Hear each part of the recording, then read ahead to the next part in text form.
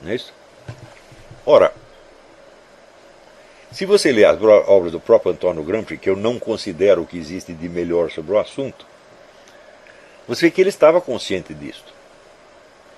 Ele acreditava que era possível você derrubar o capitalismo através da destruição dos símbolos dominantes da cultura capitalista. Ora, esses símbolos, por sua vez, não tinham sido criados pela cultura capitalista, mas eram recebidos de uma cultura anterior, que era a cultura católica. Tá certo? Então ele via, vamos dizer, a Igreja Católica como o maior obstáculo ao comunismo. Isto mesmo em países que não eram católicos, como por exemplo os Estados Unidos. Por quê?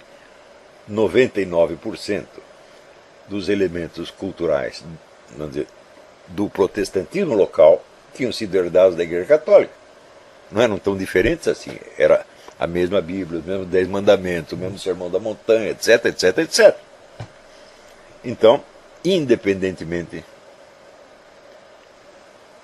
da modulação local, um pouco diferente, né, que o Gramsci chamava do americanismo, que existe uma ideologia americanista, que é diferente da ideologia católica antiga, mas que é herdeira dela, de algum modo.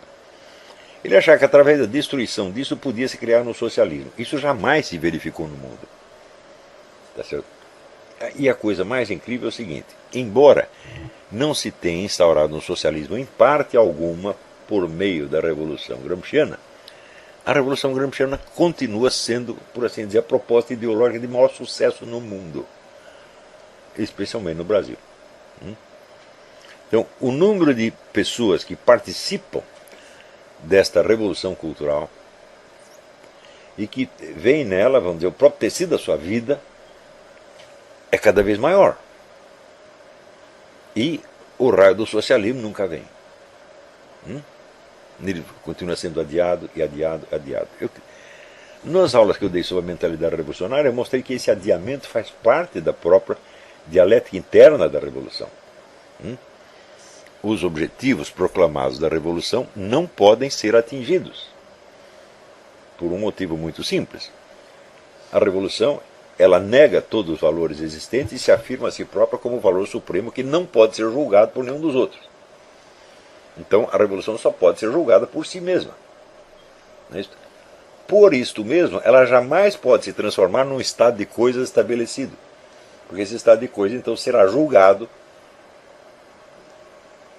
de acordo com outros interesses. Por exemplo, a população a qual você prometeu isto ou aquilo e não realizou, julga você e te condena. Tá certo? Isso não pode acontecer jamais. Portanto, ninguém tem que se preocupar com o socialismo. O socialismo simplesmente não virá como nunca veio. Tá certo? E o que haverá sempre, vamos dizer, é uma economia basicamente capitalista, com uma sociedade imbuída de uma cultura antagônica ao capitalismo. Isso é o que você tem nos Estados Unidos. Você tem uma imensa economia capitalista, tá certo? Que investe maciçamente na cultura anticapitalista, a qual não tem jamais o poder de destruí-la, mas tem o poder de transformar a sociedade no inferno. Este é o processo que nós estamos vivendo efetivamente. Então, isso quer dizer, mas, que os planejadores da guerra cultural comunista, eles têm um grande controle da situação cultural sob certo aspecto. Mas o controle da situação cultural não tem nada a ver com o advento do socialismo. Essa situação pode continuar assim indefinidamente e vai continuar. E se vocês perguntarem, mas por que as grandes fortunas, os grandes grupos mega bilionários investem tanto na ideologia da esquerda? Porque eles sabem disso. Isso quer dizer que esses grandes grupos, eles sempre têm a seu serviço intelectuais, estudiosos, profundíssimos, que sabem como essas coisas funcionam. E sabem qual é a margem de risco envolvida. E sabem que o risco de o esquerdismo mundial criar um socialismo é zero. O que vai haver, vamos dizer, é essa intensificação, vamos dizer, de conflitos perfeitamente planejados e controlados. Por exemplo, a cultura do divórcio nos Estados Unidos. Isso aparece, evidentemente, também de fontes esquerdistas, que esperavam que, através da destruição da família, destruiremos a sociedade capitalista.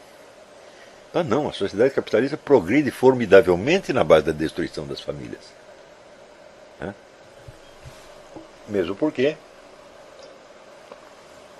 como também já expliquei, não se trata da destruição das famílias em geral, mas das famílias do povão e não das famílias da elite.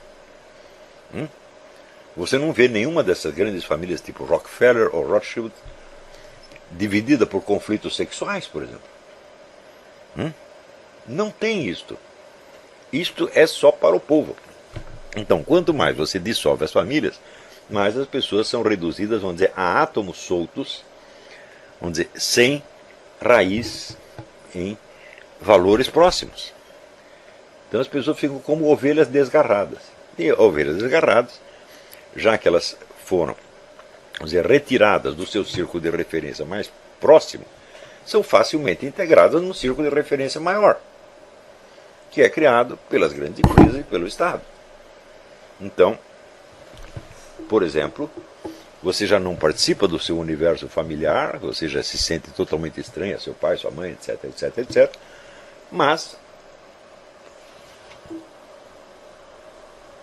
você quer um novo computador da Apple, não é isso?